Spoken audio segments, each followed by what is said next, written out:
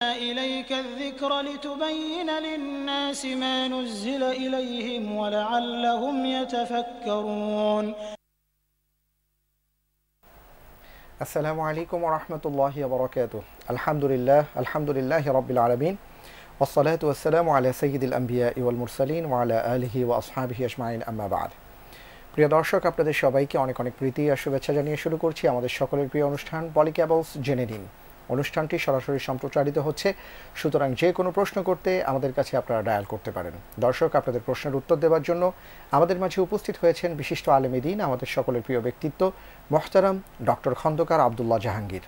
আসসালামু আলাইকুম ওয়া রাহমাতুল্লাহি ওয়া বারাকাতুহু। আসসালামু ওয়া রাহমাতুল্লাহি ওয়া বারাকাতুহু। মোহতারাম, কেমন আছেন? আলহামদুলিল্লাহ, আপনি কেমন আছেন? জি আলহামদুলিল্লাহি রাব্বিল আলামিন, আল্লাহর মেহেরবানিতে ভালো আছি ইনশাআল্লাহ তাআলা। আজকে আমরা আশা করছি যে আমাদের সম্মানিত দর্শকবৃন্দ যে প্রশ্নগুলো করবেন আপনার কাছ থেকে আমরা কোরআন এবং সুন্নাহর আলোকে তার সপক্ষে জানার চেষ্টা করব ইনশাআল্লাহ।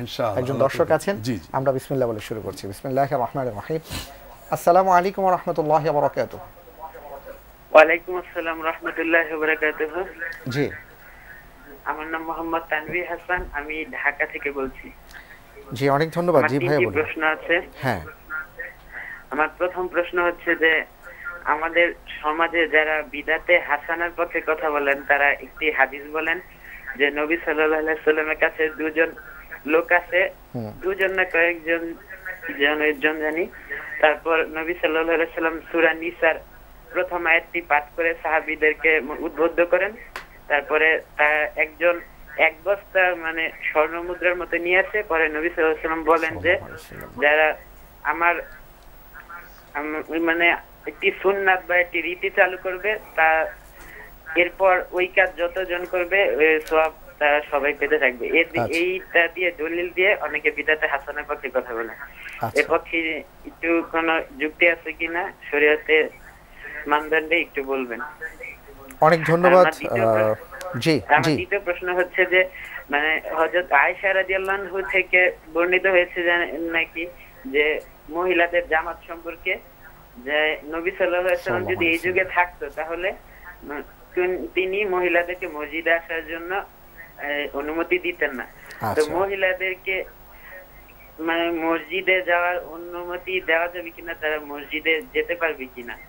আরো অনেক হাদিস নাকি আছে যে মানে মহিলাদের যাওয়ার বিরুদ্ধে সাহাবীদের থেকে। এই সম্পর্কে আমি জানতে চাই। অনেক ধন্যবাদ ভাই, আপনার প্রশ্নগুলো আমরা বুঝতে পেরেছি। জি, আর আমার তৃতীয় প্রশ্ন হচ্ছে যে অনেক অনেক ধন্যবাদ। আমরা দুটো প্রশ্নই আমরা নেব ইনশাআল্লাহ তাআলা আপনাদের কাছ থেকে, কারণ আপনার সাথে সাথে অনেকেই আছেন যারা অপেক্ষা করছেন, টেলিফোনে লাইন পাচ্ছেন না এবং তারাও কিছু কিছু প্রশ্ন করার জন্য সবাই অপেক্ষা করছেন। তো আমরা সবার সাথেই প্রশ্নগুলো নিয়ে শেয়ার করার চেষ্টা করব ইনশাআল্লাহ তাআলা। আপনাকে ধন্যবাদ।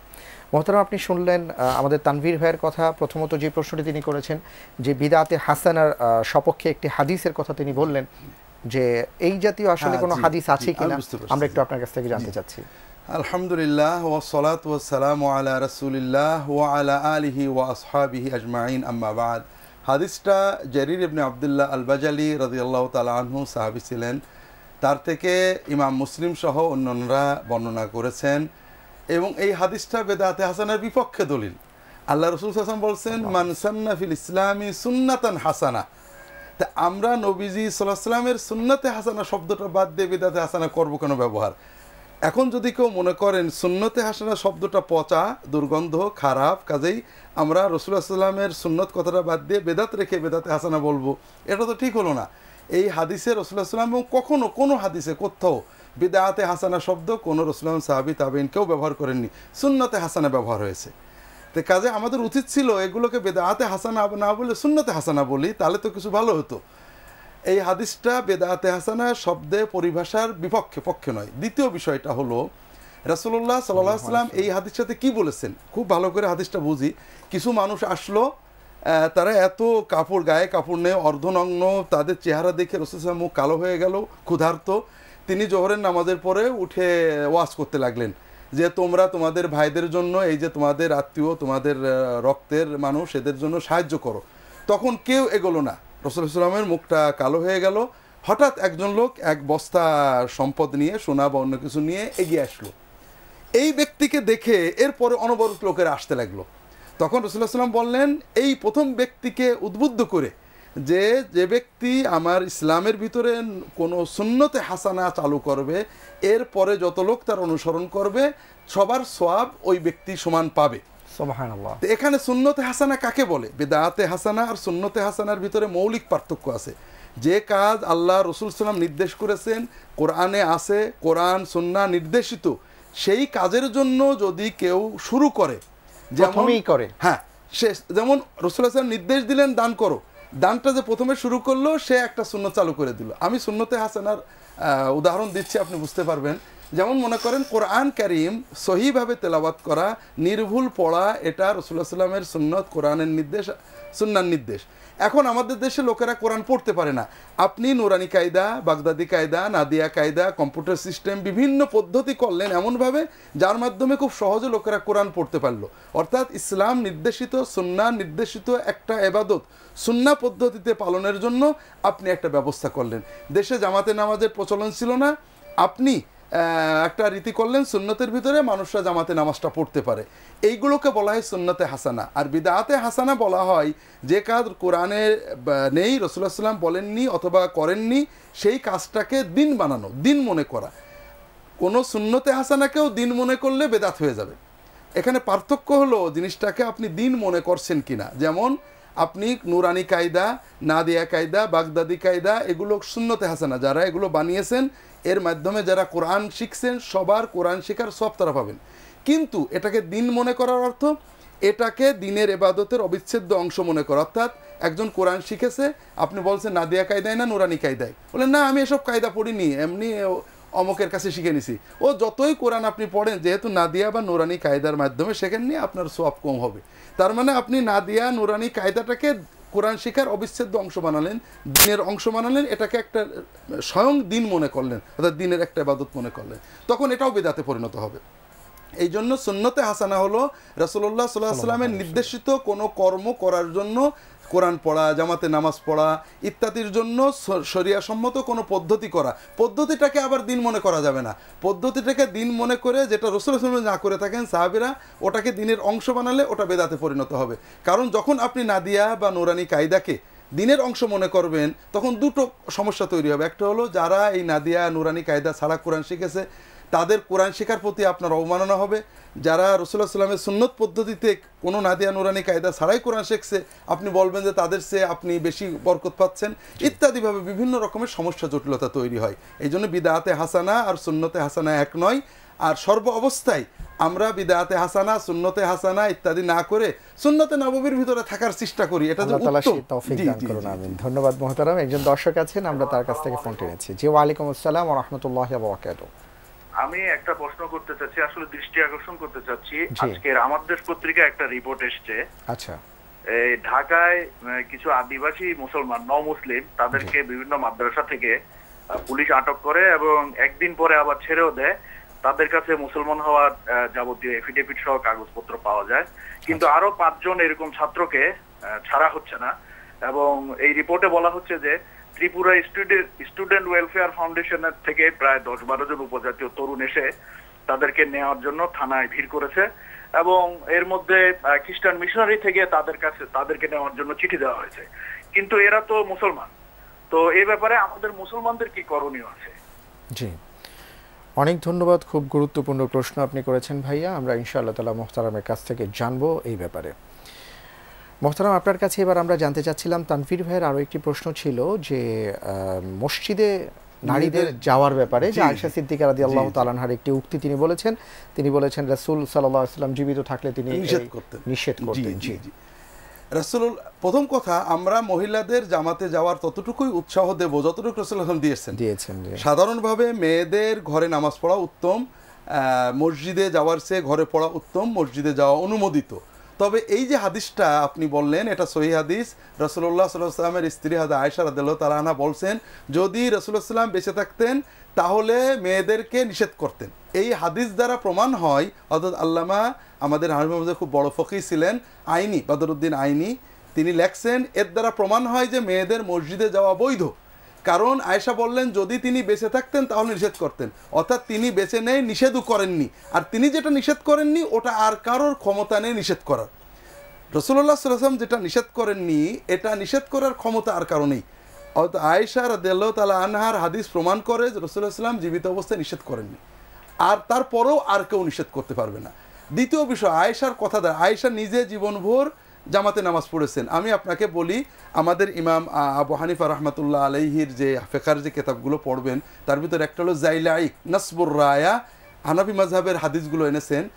এর ভিতরে নাসবুর রায়া একটা হাদিস আনা হয়েছে, এটা হলো জুমার আগে কাবলাল জুমা নিয়ে আমরা অনেক ঝগড়া করি। এখন কেউ কেউ বলেন কাবলাল জুমা নেই ইত্যাদি। তো নাসবুর রায়াতে একটা সহি, এই হাদিসটাকে আব্দুল্লাহ লাকনবী সহিহুন আলা শর্তে মুসলিম বলেছেন, আল আজওয়া আন নাফিয়া বয়ে। তো তিনি লিখছেন, এটা হাদিসটা বর্ণনা করছেন সহি সনদে, যে সাফিয়া নামে একজন তাবেঈ বলছেন, এটা অনেক পরের ঘটনা, মুআবিয়া রাদিয়াল্লাহু তাআলা যুগের ঘটনা অনেকটা, যে রাআইতু সাফিয়াতা বিনতে হুয়াই ইবনে আখতাব উম্মুল মুমিনিন সাল্লাত ক্বাবলা আল জুমআতি 4 রাকাত সুম্মা সাল্লা মাআল ইমামি রাকাতাইনি। নবীজি সাল্লাল্লাহু আলাইহি ওয়াসাল্লামের স্ত্রী সাফিয়া বিনতে হুয়াই ইবনে আখতাব, আমি দেখলাম তিনি ইমামের মিম্বরে ওঠার আগে 4 রাকাত কাবলাল জুমা পড়লেন, এরপরে ইমামের সাথে জুমার নামাজ আদায় করলেন 2 রাকাত। এটা প্রমাণিত হয় যে শুধু খোলাফায়ে রাশেদিন নয়, সাহাবী এবং উমাইয়া রাদিয়াল্লাহু তাআলা আনহুর যুগ পর্যন্ত মহিলারা উম্মুল মুমিনিনরা জুমার নামাজে শরীক হতেন। এটা কিন্তু আমাদের হানাফি মাযহাবের বিভিন্ন কিতাবে রয়েছে। দ্বিতীয়ত, যে হয়তো আয়েশা নিজেও আজীবন জুমার নামাজে অন্যান্য নামাজে মসজিদে শরীক হয়েছেন। এই কথার অর্থ কি? অর্থ হলো, খুব ভালো করে আমরা অনুভব করি, আমরা যদি কোনো একটা কওমি মাদ্রাসায় যে সেই মাদ্রাসার পড়াশুনোর মান কম দেখে, অথবা আলিয়া মাদ্রাসায় যে পড়াশুনোর মান কম দেখে বলি, আজকে যদি মুফতি আমিমুল এহসান বেঁচে থাকতেন, অথবা কাশগারি সাহেব বেঁচে থাকতেন, অথবা হুসাইন আহমদ মাদানী বা আশরাফ আলী থানভী বেঁচে থাকতেন, কাসেম নানুতুই বেঁচে থাকতেন, তাহলে এই মাদ্রাসাগুলো সব বন্ধ করে দিতেন, তোমাদের মাদ্রাসা থেকে বের করে দিতেন। এর মানে এই নয় যে মাদ্রাসাগুলো এখন উঠিয়ে দিতে হবে, এর মানে এই যে পড়াশুনোর মান বাড়াতে হবে। আয়েশা রাদিয়াল্লাহু তাআলা আনহা বলেছেন, তোমরা যেভাবে মসজিদে আসার সময় ঠিকমতো পর্দা করো না, নবীজি দেখলে বন্ধ করে দিতেন, কাজে তোমরা এরকম করো না, তোমরা নবীজির সময়ের মতো মসজিদে যাও। সুবহানাল্লাহ। দ্বিতীয় আরেকটা গুরুত্বপূর্ণ বিষয় আমাদের বুঝতে হবে, আমাদের সমাজে অনেক সময় বলা হয় যে হযরত ওমরের সময় সাহাবেরা ইজমা করে মহিলাদেরকে মসজিদে যাওয়া নিষেধ করেছেন। এটা সম্পূর্ণ একটা ভিত্তিহীন কথা। সহিহ বুখারীর হাদিসে এসেছে, রাসূলুল্লাহ হযরত ওমর ইবনুল খাত্তাব রাদিয়াল্লাহু তাআলা আনহু যেদিন শহীদ হন, ওই দিনে তার ফজরের জামাতেও মহিলারা ছিলেন, উনার স্ত্রী আতেকা সেই জামাতে শরীক ছিলেন। উনি মাঝে মাঝে বলতেন যে তুমি মসজিদে যাও কেন, তুমি জানো তো আমি এটা মাকরুহ মনে করি, আনা আকরাহুহু, আমি অপছন্দ করি। হযরত আতেকা বলেন, আপনি আমাকে নিষেধ করলে আমি আর যাব না, কারণ মসজিদে মেয়েদের যাওয়া ফরজ ওয়াজিব নয়, এটা একটা মুবাহ কাজ, আর স্বামীর হুকুম শোনা জরুরি। আপনি বলেন আজ যেও না, আমি যাব না। হয়তো ওমর বলেন, আমি কিভাবে তোমাকে নিষেধ করবো? রাসূলুল্লাহ সাল্লাল্লাহু আলাইহি ওয়াসাল্লাম বলেছেন, মেয়েরা মসজিদে গেলে নিষেধ করো না। কাজে আমি ওমর নিষেধ করতে পারবো না, তবে আমি অপছন্দ করি, আনা আকরাহ, আমি মাকরুহ মনে করি। তার স্ত্রী বলেন, আপনার মাকরুহ নিয়ে আপনি থাকেন, আমি মসজিদে যেতে থাকবো। তিনি শাহাদতের দিনেও ছিলেন। পাশাপাশি অনেক সাহাবী তাবেঈন মহিলাদের মসজিদে যেতে আপত্তিও করতেন, এটা 100 বার। আবার অনেকে যেতেন, কিন্তু মেয়েদের মসজিদে যাওয়া টোটালি বন্ধ কখনোই হয়নি, সাহাবীদের যুগে হয়নি। তবে হাসান বসরির যুগে দেখবেন, আপনারা মুসান্নাফাত বইগুলো পড়েন, দেখবেন তাবেঈনদের যুগে অনেক মহিলা মসজিদে নামাজ পড়তেন, ইতিকাফ করতেন, আবার অনেক তাবেঈ নিষেধ করতেন। সব সামগ্রিকভাবে মহিলাদের বাড়িতে নামাজ পড়া উত্তম, মসজিদে যাওয়া যদি পর্দার সাথে হয় তাহলে অনুমোদন রয়েছে। আল্লাহ সবাইকে তৌফিক দিন। আমিন। অনেক ধন্যবাদ মোহতারাম। একজন দর্শক আছেন, আমরা তার ফোনটি নিচ্ছি। আসসালামু আলাইকুম ওয়া রাহমাতুল্লাহি ওয়া বারাকাতুহু। আসসালামু আলাইকুম, তাকরামতি আরিফ বলছি। আমার 3টি প্রশ্ন। জি আরিফ ভাই, 2টি প্রশ্ন করুন আজকে। জি আমি একটা জি করতেছি। আমার প্রথম প্রশ্ন, শুকরিয়া বা সাজদা কিভাবে করতে হবে? আচ্ছা কখন করতে হবে? আর একটা মুহতারাম বলছিলেন যে নামাজের মধ্যে অথবা আসলে শয়তানের কুমন্ত্রণা আসলে 3টা ত্রুটি বলতে হবে, এটাকে নেওয়া সব অবস্থা আমরা কিভাবে ত্রুটি বলতে পারি? একটু বলবেন কি? আমার প্রশ্নগুলো আপনাদের অসংখ্য দেওয়া লাগে। জাযাকাল্লাহু খায়রান, আহসান জাযা, বারাকাল্লাহু ফিকুম, জাযাকুমুল্লাহু খায়র। জি জাহাঙ্গীর সাহেবকে ধন্যবাদ। জি জি, আপনাকে অনেক অনেক ধন্যবাদ খুব সুন্দর সুন্দর প্রশ্ন করার জন্য। দর্শক, আপনারা দেখছেন সার্কিটজনিত অগ্নিকাণ্ড থেকে আপনার প্রতিষ্ঠানকে রাখুন নিরাপদ। পলি কেবলস, প্রতি সংযোগে নিরাপত্তা।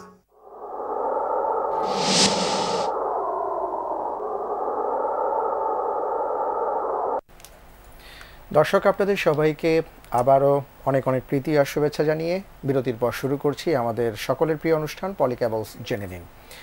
মোহতারাম, আপনার কাছে এবার আমরা যে বিষয়ে জানতে চাচ্ছি, আপনি নিশ্চয়ই শুনেছেন আমাদের একজন ভাই অত্যন্ত গুরুত্বপূর্ণ একটি প্রশ্ন রেখেছেন, দৃষ্টি আকর্ষণ করেছেন। আর সেটা ছিল যে আজকের পত্রিকায় আমরা দেখেছি এবং অনেকেই পড়েছেন, আবার তিনি আমাদেরকে জানিয়েছেন যে বিশেষ করে সীমান্ত অঞ্চলে বা পার্বত্য অঞ্চলে যারা মুসলিম হচ্ছেন তাদেরকে বিভিন্নভাবে আক্রমণ করা হচ্ছে এবং তারা অনেক বঞ্চনার শিকার হচ্ছেন এবং অনেক জুলুমের শিকার হচ্ছেন। তো এই ক্ষেত্রে আমরা একটু জানতে চাচ্ছি আপনার কাছে আসলে কি করণীয় আমাদের। আসলে খুবই খুবই দুঃখজনক কথা যে লক্ষ লক্ষ মুসলমানকে খ্রিস্টান করা হচ্ছে, প্রতারণা করে, মিথ্যা বলে, প্রলোভন দেখিয়ে। এ ব্যাপারে আমরা যারা, আমি জানি সরকারের যারা উচ্চ পর্যায়ে তারাও এটা জানেন যে কি ভয়ঙ্কর প্রতারণার মাধ্যমে এগুলো করা হচ্ছে। তারা কিছু করতে পারেন না, এগুলো অনেক খবর উচ্চ পর্যায়ে জানেন।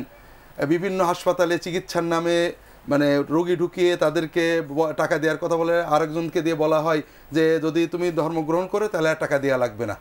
এরকম বিভিন্নভাবে প্রতারণা করে খ্রিস্টান মিশনারি থেকে 1980-81 সালে আমেরিকা একটা সেমিনার, তাদের আন্তর্জাতিক হয় মুসলিম বিশ্বের খ্রিস্টীয়করণ। তারা এটা দীর্ঘমেয়াদী টার্গেট নেন যে আমরা 2000 বা 2010 সালের ভিতরে বাংলাদেশ, ইন্দোনেশিয়া, পাকিস্তান, বিশেষ করে বাংলাদেশকে খ্রিস্টান করব, অন্তত মেজরিটি খ্রিস্টান হবে। এবং এক্ষেত্রে মুসলমানদেরকে আমরা বলবো না যে এরা খ্রিস্টান, আমরা বলবো তোমরা মুসলমান, ইসাই মুসলমান। এভাবে তারা প্রতারণা করে খ্রিস্টান করছেন। এখন মুসলমানরা দাওয়াত দিতে গেলে তাদের বিরুদ্ধে জঙ্গিবাদের অপবাদ আসে। তাদের অর্থাৎ মুসলমানের দাওয়াত দেওয়াটাও, আমরা মুসলমান যারা এদেশে কর্মকর্তা রয়েছেন, যারা সাংবাদিক, আমি অনুরোধ করব ভাইরা বিচার করেন যে মানুষটা কি করছে। আপনারা আন্দাজে খবর ছাপবেন। পুলিশ ভাইদের অনুরোধ করব যে আপনারা দেখেন একটা মানুষ মুসলমান হতে চেয়েছে। আমরাও খবরটা দেখছি বা শুনছি যে এইখানে কিছু মানুষ কোনো মুসলমান দাওয়াত দেয়নি, কিছু ভাই, উপজাতির ভাই, প্রত্যন্ত অঞ্চলে যেখানে গাড়ি ঘোড়া চলে না, বিডিআরদের, বিজিবিদের তারা নামাজ পড়তে দেখেছেন। ওখানে ওরা কার্ড দিতেন। নামাজ পড়া শুনে ওনাদের খুব মজা লেগেছে, আজান শুনে মজা লেগেছে। মহিলা পুরুষ এসে আজান শুনতেন আর নামাজ দেখতেন। এরপরে তারা 3 বছর ঘুরেছেন মুসলমান হওয়ার জন্য, কোনো আলেম সাহস পায়নি মুসলমান করবে। শেষ পর্যন্ত ঢাকায় এসে তারা মুসলমান হয়েছেন। মুসলমান হওয়ার পরে গ্রামের অনেকে মুসলমান হয়েছেন। আমি জানি অনেক পরিচিত খবর, কোনো উপজাতি যদি খ্রিস্টান হন কোনো সমস্যা নেই, কিন্তু কোনো উপজাতি যদি ইচ্ছা করে মুসলমান হন তাকে বাড়ি হারা করা হয়, তার উপর অত্যাচার করা হয় এবং প্রশাসনও কেন জানি তাদের পাশে দাঁড়াতে পারেন না। ইচ্ছাই কেউ মুসলমান হবে, তার ধর্ম পালনের অধিকার থাকবেন, এটা খুবই কষ্টের কথা। 2 নম্বর যেটা ঘটে যে উপজাতি এলাকাটাকে অ্যাবসোলুট খ্রিস্টান করার জন্য এবং বিশেষ করে আমাদের পাহাড়ি অঞ্চলকে ব্যাপক ষড়যন্ত্র চলছে। কেউ যদি সত্য কথা বলে তার ধর্ম প্রচার করেন আমরা সেখানে আপত্তি করতে পারি না, কিন্তু সেবার নামে ধোঁকা দিয়ে প্রতারণা করে একজন লোককে দেখবেন তে খ্রিস্টান, কিন্তু তাকে জিজ্ঞেস করলে বলে না আমি খ্রিস্টান না, আমি সে উপজাতির নাম বলবে। তাকে বলা হচ্ছে তুমি তোমার ধর্মের, কিন্তু তাকে মন মগজে খ্রিস্টান করা হচ্ছে, বিশ্বাসে খ্রিস্টান করা হচ্ছে। এই মিথ্যা বিভিন্নভাবে করা হচ্ছে। এগুলো সবে আমরা দেখছি, কান্না ছাড়া কোনো উপায় নেই। বলা হয় যে স্বগৃহে প্রবাসী, আমরা আমাদের নিজের বাড়িতে নিজের ধর্ম পালন করতে আমরা সক্ষম হচ্ছি না। এটা আফসোস করা ছাড়া কোনো উপায় নেই। দ্বিতীয় ভাই প্রশ্ন করেছেন আমাদের করণীয় কি। জি, আমাদের করণীয় অনেক ছিল। 1 নম্বর হলো যে আমাদের উলামায়ে কেরাম, খুবই কষ্ট লাগে আজকে ছোট ছোট মসলা নিয়ে একজন আলেম আরেকজনের বিরুদ্ধে কাফের ফতোয়া কয়েক কোটি টাকা ব্যয় করা হচ্ছে হয়তো একজন আলেমের বিরুদ্ধে বা একজন দায়ের বিরুদ্ধে বই লিখে লিখে অমুক ইসলামের দুশ্মন। কিন্তু এই কোটি টাকা ব্যয় করে যদি আমরা অন্তত দেখেন নামাজের আজান শুনে মুসলমান হয়ে যাচ্ছে মানুষ, কিন্তু আমরা কি কোনোদিন আল্লাহর কাছে কি জবাব দেবো যে তুমি বাংলাদেশে বাস করেছো, চট্টগ্রামে বাস করেছো, গারোদের পাশে বাস করেছো, তুমি একজন মানুষকে ইসলামের দাওয়াতটা তুমি দাওনি। মুসলমান কখনো কাউকে ধর্মান্তর করে না, কিন্তু আমার দিনটা কি এই কথাটা আমি তাদেরকে বলিনি। আরো দুর্ভাগ্য, মুসলমান হতে আসলে আমরা ডিসকারেজ করি, ভয় পাই যে মুসলমান বানিয়ে আবার কোন বিপদে না পড়ে যায়। ও এফিডেভিট করিনি, আমার হাতে মুসলমান হয়েছে, আমার নামে কেস না হয়ে যায়। এবং ঘটনাও এরকম ঘটে যাচ্ছে, ধর্মান্তরিত কেস দেওয়া হচ্ছে। অর্থাৎ একজন মানুষ, আমি নিজে একজন বলতে ভাই মুসলমান হবো, আমি তাকে বলে আগে এফিডেভিট করো, কারণ আমার ভয়। খ্রিস্টান হলে এফিডেভিট লাগে না, ধর্মান্তর হলে এফিডেভিট লাগে না, মুসলমান হলে আমি আব্দুল্লাহ সিং ভয় পাই যে কি জানি আবার আমার নামে কেস দেওয়া হবে যে তাকে জোর করে মুসলমান করেছে। তো এই ভয়ঙ্কর অবস্থায় আমরা আছি আমাদের হীনমন্যতার কারণে ভাইরা। প্রথম কথা হলো আলেমরা নিজেরা ঝগড়া করছেন, ছোট ছোট মসলা নিয়ে একে অপরকে কাফের বলছেন, কিন্তু বাড়ির পাশে যে অমুসলমান কিয়ামতের দিন অভিযোগ করবে, বিশ্বাস করেন আল্লাহ যখন বলবে তুমি মোহাম্মদ সাল্লাল্লাহু আলাইহি ওয়াসাল্লামের দিন পালন করনি কেন, সে বলবে হুজুরা তো কখনো বলিনি যে আমি গারো, আমি সাঁওতাল, আমি চাকমা, আমি মুচি, আমি মেথর, আমার পক্ষে ইসলাম গ্রহণ করা সম্ভব, এই কথাটা কোনোদিন আমাকে কেউ বলিনি। আমরা কি জবাব দেবো আল্লাহর কাছে? এই যে লক্ষ লক্ষ কোটি কোটি মানুষের দরবারে আমরা দিন পৌঁছাতে পারলাম না। এই জন্য আমাদের দায়িত্ব ছিল, যদি উলামায়ে কেরাম ভালো মনে করেন ছোট ছোট মসলা নিয়ে ঝগড়া না করে আসেন আমরা মুসলমানদেরকে দিনের দাওয়াত দিই, অমুসলমানদের দিনের কথাটা বলি যে আমাদের দিনটা এইটা, তোমরা চাইলে নিতে পারো, না চাইলে না নিতে পারো। দ্বিতীয়ত যারা ইসলাম গ্রহণ করেছেন তাদের পাশে দাঁড়ানো, বিশেষ করে উপজাতির ভাইরা। একজন মানুষকে আপনাদের বলতে গেলে অনেক সময় লাগে, ইসলামের নিজের আলো আছে। খ্রিস্টান মিশনারি মানে ভ্যাটিকান থেকে ঘোষণা দেওয়া হয়েছিল 2000 সালের ভিতরে আফ্রিকা হবে একটা খ্রিস্টান মহাদেশ, এবং তারা বিলিয়ন ট্রিলিয়ন ডলার সেখানে খরচ করেছেন। ইসলামের কিছুই করা হয়নি, তারা খ্রিস্টান ধর্ম প্রচার করেছেন, কিন্তু তবুও ইসলাম প্রায় কাছাকাছি পর্যায়ে প্রচার হয়েছে। কোনো সুসংগঠিত প্রচার না। একজন লোক ব্যবসা করতে গেছে, তার হাতে কয়েক হাজার মুসলমান হয়ে গেছে। একজন হয়তো একটা চাকরি করতে গেছে, তার হাতে কয়েক হাজার উপজাতি মুসলমান হয়ে গিয়েছে। ইসলামের নিজস্ব শক্তি আছে। সত্য একটা বানোয়াট জিনিস জাল করে প্রতারণা করে রং চং চড়িয়ে দেওয়া, আর একটা সত্য যার নিজের আকর্ষণ রয়েছে। তা আমরা অন্তত যারা সত্যকে দেখে মুসলমান হয়েছে তাদের পাশে দাঁড়াই। এই ঘটনা অনেকেই পেপারে পড়েছেন, না পড়লে পড়েন। মুসলমানরা খ্রিস্টান মানে উপজাতি, কোনো খ্রিস্টান নয়, মুসলমান হয়েছেন, তাদেরকে জোর করে ক্যাথলিক বানাতে হবে, জোর করে বিভিন্ন কৌশলে তাদেরকে নিয়ন্ত্রণ করে ইসলাম থেকে। এখন এরাও অসহায়, এই উপজাতি মানুষগুলো ভাষাও বোঝে না বাংলা, আলেম ওলামারা তাদের পাশে যেতে পারছেন না, কারণ পুলিশ বলবে যে তোমরা সন্ত্রাসী বানাবে। এখন তারা বাধ্য হয়ে খ্রিস্টানদের সাথে চলে যেতে বাধ্য হচ্ছেন। তা আমার অনুরোধ হলো, আশেপাশে যারা আছেন সবাই এটাকে জানার চেষ্টা করেন, কোনো সংঘাত নয়, কোনো হানাহানি নয়, এদের পুনর্বাসনের ব্যবস্থা করেন। এই সমস্ত মানুষদের এলাকায় দিনের দাওয়াতের ব্যবস্থা করেন, দাওয়াতের জন্য এগিয়ে আসেন। আলেমরা দাওয়াত দেবেন, সাধারণ মানুষ দাওয়াত দেবেন, দাওয়াতের অর্থ সহায়তা করবেন। আল্লাহ তাআলা সবাইকে তৌফিক দান করুন। আমিন আমিন। অনেক অনেক ধন্যবাদ মোহতারাম, খুব চমৎকারভাবে আমরা কথাগুলো শুনলাম এবং আশা করছি যে আমরা সবাই এই ব্যাপারে চিন্তা ভাবনা করব যে আমাদের ঈমানি দায়িত্বগুলো কি, সেই দায়িত্ব যেন আমরা পালন করতে পারি। আল্লাহ তাআলা সেই তৌফিক দান করুন, আমিন। একজন দর্শক আছেন। আসসালামু আলাইকুম ওয়া রাহমাতুল্লাহি ওয়া বারাকাতুহু। ওয়ালাইকুম আসসালাম। জি, যে ছানা বাঁধার পর জি, ছেলে মেয়ে নাকি উভয় সমান নামাজ পড়া, মানে এক রাকাতে 4 বার তাকবীর দেওয়া লাগে, আর সেজদার সময় মানে উঁচা করে সেজদা দেওয়া লাগে। আচ্ছা আচ্ছা, জি আমরা বুঝতে পেরেছি। মানে আসরের সময় আর এছাড়া আজকে যে 4 রাকাত সুন্নত নামাজ আছে, এটা মানে আদায় করাটা বাধ্যতামূলক নাকি? এই কথাটি আমরা বুঝলাম না বোন, একটু জোরে বলুন দ্বিতীয় প্রশ্নটি আবার একটু। আসরের নামাজ আর এশারের নামাজের আগে যে 4 রাকাত আছে, এটা মানে আগে তো বাদ দিতে, এটা কি পড়া মানে আচ্ছা, জি অনেক ধন্যবাদ, আমরা জানার চেষ্টা করব ইনশাআল্লাহ তাআলা। জি অনেক ধন্যবাদ। মোহতারাম, আপনার কাছে এবার জানতে চাচ্ছিলাম যে আমাদের এক ভাই তিনি প্রশ্ন করেছিলেন যে শুকরিয়া সেজদা, যেটা আর কি শুকরিয়ার জন্য যে সেজদা, সেই সেজদাটা আমরা কিভাবে আদায় করব? সাজদাতুশ শুকর এটা হাদিস শরীফে আসছে, ফুকাহাদের কিছু সামান্য মতভেদ আছে। কেউ বলেছেন শুকর সাজদা বলতে নামাজ পড়তে হবে 2 রাকাত, কেউ বলেছেন না, কোনো খবর সুসংবাদ আসলে সঙ্গে সঙ্গে সাজদা করা এটা মুস্তাহাব সুন্নত, এটা কেউ করতে পারেন। এর জন্য অজু লাগবে কিনা এটা নিয়েও কিছু মতভেদ আছে, তবে নিরাপত্তা হলো অজু করে অজু অবস্থায় আমরা একটা সাজদা করব, আল্লাহ শুকরিয়া জানাবো, এটা করা যেতে পারে। জি আচ্ছা, আলহামদুলিল্লাহ। দর্শক আপনারা দেখছেন পলি কেবলস, জেনে নিন সময় হয়েছে আবারও বিরতিতে যাবার, একটু পরেই ফিরে আসছি, আমাদের সাথেই থাকুন। হচ্ছে মোহতারাম আরো একজন দর্শক আছেন, আমরা তার ফোনটি নিচ্ছি। আসসালামু আলাইকুম ওয়া রাহমাতুল্লাহি ওয়া বারাকাতুহু। ওয়ালাইকুম আসসালাম। আসসালামু আলাইকুম। জি ওয়ালাইকুম আসসালাম। আমার দুটো প্রশ্ন আছে। একটা হচ্ছে, কোনো মানুষ যদি ঈমান আসার পর তার পূর্ববর্তী পাপগুলোর জন্য আল্লাহর কাছে ক্ষমা চায়, জি, এবং সে ওই একই পাপগুলো যদি আবার করে ফেলে এবং যদি আল্লাহর কাছে আবার ক্ষমা চায়, তাহলে কি আল্লাহ ক্ষমা করবেন?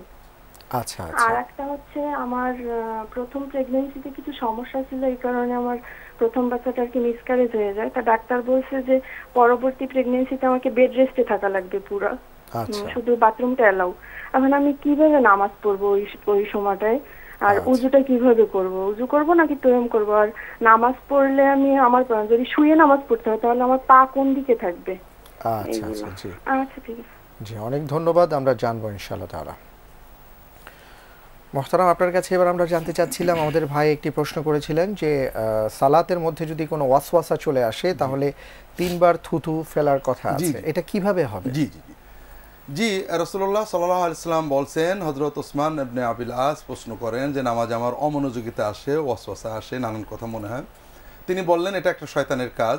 তুমি যখন এটা অনুভব করবে নামাজ, তখন তুমি আউযু বিল্লাহি মিনাশ শাইতানির রাজিমটা মনে মনে বলে বাম দিকে থুতু ফেলার মতো ভঙ্গি করা, প্রতীকী, হ্যাঁ প্রতীকী থুতু।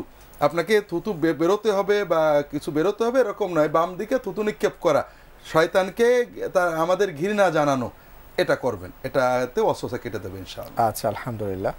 আরেকটি প্রশ্ন আমরা পেয়েছিলাম এর আগে, আমাদের একজন বোন জিজ্ঞেস করেছিলেন যে সালাত আদায় করছেন, তখন দেখা গেল আশেপাশের লোকজন আছেন আর ওই মুহূর্তে সালাত আদায় না করলেও চলছে না, কাজা হয়ে যাবে। হ্যাঁ, কাজা হয়ে যাবে। তো ওই মুহূর্তে তিনি কি মুখ খোলা রাখবেন না মুখ ঢেকে সালাত আদায় করলে কোনো সমস্যা আছে? মুখ ঢেকে সালাত আদায় কোনো সমস্যা, যদিও সালাতের সময় মুখ বাঁধা রাখতে, নেকাব পড়তে এমনি পুরুষ নারী এমনি নিষেধ আছে পুরুষের জন্য বিশেষ করে, তো মেয়েরা যদি পর্দার প্রয়োজন হয় অবশ্য মুখ ঢেকে রাখতে পারেন, সমস্যা নেই। আচ্ছা মোহতারাম, আমরা আরেকটি প্রশ্ন পেয়েছিলাম, আমাদের একজন বোন জিজ্ঞেস করেছিলেন যে সানা পড়ার পর সম্ভবত তিনি রফুল ইয়াদানের কথা উল্লেখ করে বলেছেন যে নারী পুরুষের সালাত কি একই রকম? জি, নারী পুরুষের সালাত একরকম না দুই রকম, এটা নিয়ে অকারণ বিতর্ক হয়। সহজ কথা হলো নারী পুরুষের সালাত একরকম বা দুই রকম, এ কোনোটাই সহিহ হাদিসে ক্লিয়ার নেই। তবে 4 মাযহাবের ফকিগণ সহ পূর্ববর্তী প্রায় সকল ফকি পার্থক্য করেছেন যে মেয়েদের প্রকৃতিগত সমস্যাতেই তারা পুরুষদের জন্য রুকুটা সোজা করে দেওয়া এটা জরুরি, এমন করলে মাকরু হবে, মেয়েরা এমন করলে মাকরু হবে না, সেজদা গুটিয়ে দিতে পারে। আবার পুরুষের মতো করলে দোষ হবে, এটা নাজায়েজ হবে, এটাও কেউই বলেননি। এই জন্য বিষয়টা সহজ। রফুল ইয়াদাইন যেটা বলেছেন, অর্থাৎ একবার আল্লাহু আকবার বলে আমরা হাত বাঁধি, এরপরে রুকুতে যেতে, রুকু থেকে উঠতে বা তৃতীয় রাকাতে কয়েকবার আবার রফুল ইয়াদাইনের কথা হাদিস শরীফে সহিহ হাদিসে আসছে, আবার এগুলো না করার কথাও সহিহ হাদিসে আসছে। কাজেই এগুলো বিষয়টা দুই রকমই সহিহ হাদিস দ্বারা প্রমাণিত, কেউ করেন কেউ করেন না। এটা যারা করেন তারাও এটাকে মুস্তাহাবের উপরে কিছুই বলেন না। এখানে ভালোভাবে বুঝতে হবে, সহিহ হাদিস আমল করার অর্থ এই নয় সহিহ হাদিসকে অসহিভাবে আমল করা। রাসূলুল্লাহ সাল্লাল্লাহু আলাইহি ওয়াসাল্লাম দিন করতেন, এটা হাদিসে আসছে, কিন্তু এটা না করলে কোনোদিন রাগ করেছেন বা করার কোনো তাকিদ দিয়েছেন, অথবা সাহাবায়ে কেরাম কেউ না করলে আরেকজনকে রাগ করেছেন, এরকম নেই। কাজেই এটা নিয়ে যদি আমরা রাগারাগি করি তাহলে সহিহ হাদিসের অসহি পালন করা হবে, আমরা এটা থেকে আত্মরক্ষা করি। আবার যারা রফুল ইয়াদান করছেন তাদের ক্ষেত্রেও যেন, আবার যারা করছেন না তারা রফুল ইয়াদান করছেন, এটা প্রায় কয়েক ডজন সাহাবী থেকে প্রমাণিত রাসূলুল্লাহ সাল্লাল্লাহু আলাইহি ওয়াসাল্লাম ওফাতের পরও। যারা আমরা করি না তারা মনে করি এটা মানসুখ হয়ে গেছে অথবা এটা করলে নাজায়েজ হবে, আমাদের ইমামরা এটা কখনোই বলেননি। যারা রফুল ইয়াদান করতেন না তারাও কাউকে করতে দেখলে রাগ করেননি, এবং হানাফি মাযহাবের অনেক বড় বড় ফকি এটা করেছেন। যারা করছেন আপনি খুশি হবেন যে রাসূলুল্লাহ সাল্লাল্লাহু আলাইহি ওয়াসাল্লামের একটা সুন্নত তিনি পালন করছেন। আপনি যদি রফুল ইয়াদানকে ঘৃণা করেন তাহলে আপনি রাসূলুল্লাহ সাল্লাল্লাহু আলাইহি ওয়াসাল্লামের প্রমাণিত এবং প্রায় অর্ধ শতাধিক সাহাবী থেকে প্রমাণিত রাসূলুল্লাহ মৃত্যুর পরে তারা এই আমল করেছেন, আপনি সেই সাহাবীদেরকে ঘৃণা করার পর্যায়ে চলে যাবেন। কাজে আমরা কোনো প্রমাণিত সুন্নতকে ঘৃণা না করি। জি, ধন্যবাদ। মোহতারাম, আমাদের বোন আরও একটি কথা বললেন, সেটা হলো সম্ভবত আমরা যতটুকু শুনেছি তিনি বলেছেন যে আসরের পরে আগে এবং ঈশার আগে সুন্নত, ঈশার আগে যে সুন্নতের সালাত, আসরের আগে এবং ঈশার আগে সুন্নতের ব্যাপারে হাদিস আসছে নফল। এটা সুন্নত বলতে সবই নফল। রাসূলুল্লাহ সাল্লাল্লাহু আলাইহি ওয়াসাল্লাম বলেছেন, যদি কেউ একটা হাদিস আছে তিনি নিজেও আসর আগে 4 রাকাত পড়তেন, অন্য হাদিসে রাহিমাল্লাহু ইমরাআন সাল্লা আরবাআন ক্বাবলাল আসর, যদি কেউ আসর আগে 4 রাকাত নামাজ পড়ে তাহলে আল্লাহ তাকে রহমত করবেন।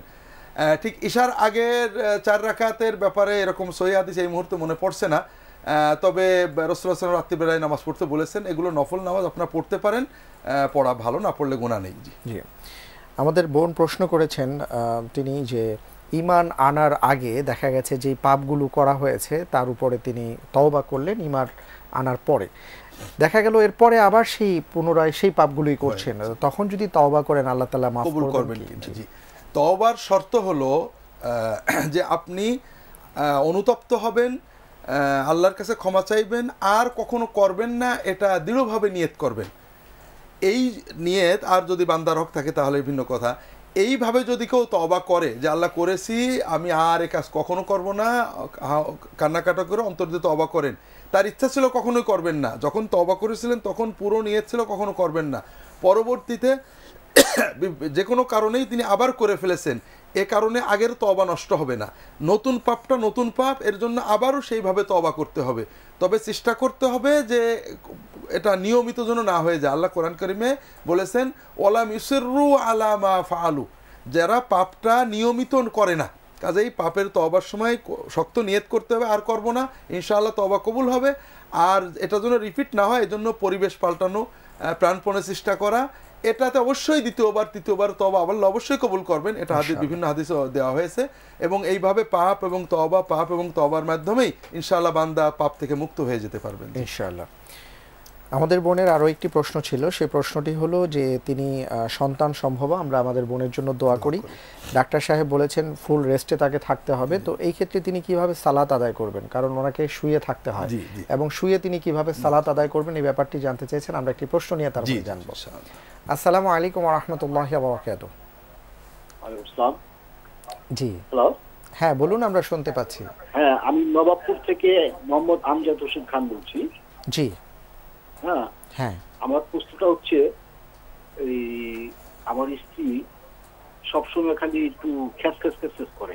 আচ্ছা আচ্ছা, হ্যাঁ, এটা কি কোনো গুনাহ আছে? আচ্ছা ঠিক আছে, আমরা জানবো ইনশাআল্লাহ তাআলা। এটা কি আপনার খুব খারাপ লাগে, তাই তো? জি জি জি। আচ্ছা জি মোহতারাম। জি, আমরা যেটা আলোচনা করছিলাম যে বেড রেস্টে আপনি আল্লাহর দিন সবচেয়ে সহজ, আল্লাহ দিন দিয়েছেন আমাদের কল্যাণে, এখানে তো আল্লাহর কোনো লাভ লসের জন্য নয়।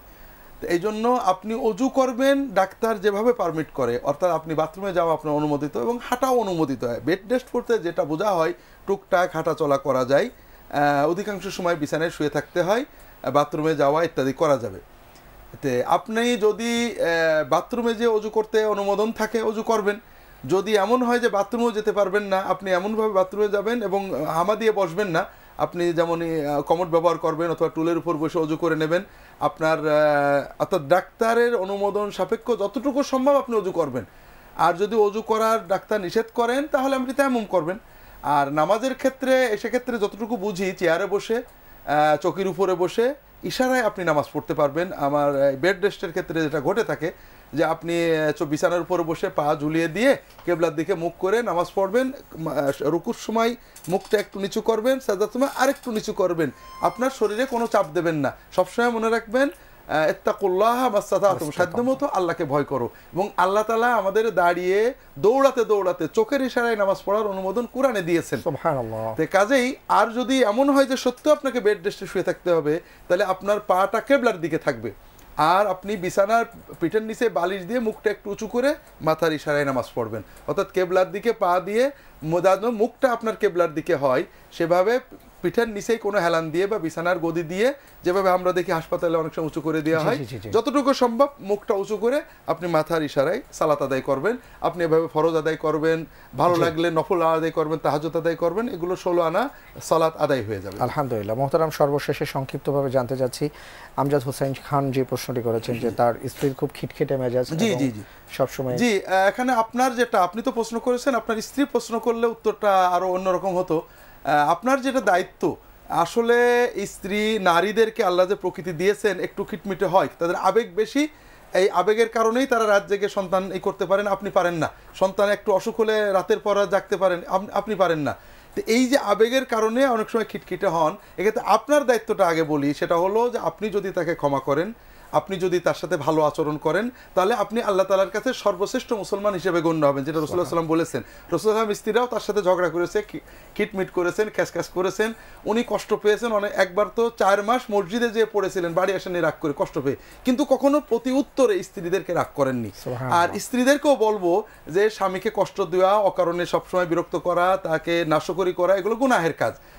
তো সাধারণ প্রকৃতিগত একটু রাগবাগ করলে গুনাহ হবে না, কিন্তু অকৃতজ্ঞ হওয়া স্বাভাবিকের বাইরে, অর্থাৎ নারীর জন্য স্বাভাবিক প্রকৃতিগত টুকটাক রাগে ইনশাল্লাহ গুনাহ হবে না। পুরুষের জন্য রাগ করলে গুনাহটা বেশি হবে, কারণ পুরুষকে আল্লাহ তাআলা অপেক্ষাকৃত বেশি ধৈর্য দিয়েছেন, এটা কোরআন কারিমে আল্লাহ তাআলা বলেছেন। জি, অনেক ধন্যবাদ মুহতারাম। আলহামদুলিল্লাহ, অনেক প্রশ্নের জবাব আমরা পেলাম কোরআন এবং সুন্নাহর ভিত্তিতে। জাযাকাল্লাহু খায়রান। বারাকাল্লাহু ফিকুম। দর্শক, আপনাদেরকেও ধন্যবাদ জানাচ্ছি খুব সুন্দর সুন্দর প্রশ্ন করার জন্য। যারা আমাদের কাছে প্রশ্ন রেখেছেন এবং যারা অনুষ্ঠানটি দেখেছেন, আপনাদের সবাইকে অনেক মোবারকবাদ জানিয়ে আজকের মতন বিদায় নিচ্ছি। আল্লাহ হাফিজ। আসসালামু আলাইকুম ওয়া রাহমাতুল্লাহি ওয়া বারাকাতুহু। وما أرسلنا من قبلك إلا رجالا نوحي إليهم فاسألوا أهل الذكر إن كنتم لا تعلمون بالبينات والزبر وأنزلنا إليك الذكر لتبين للناس ما نزل إليهم ولعلهم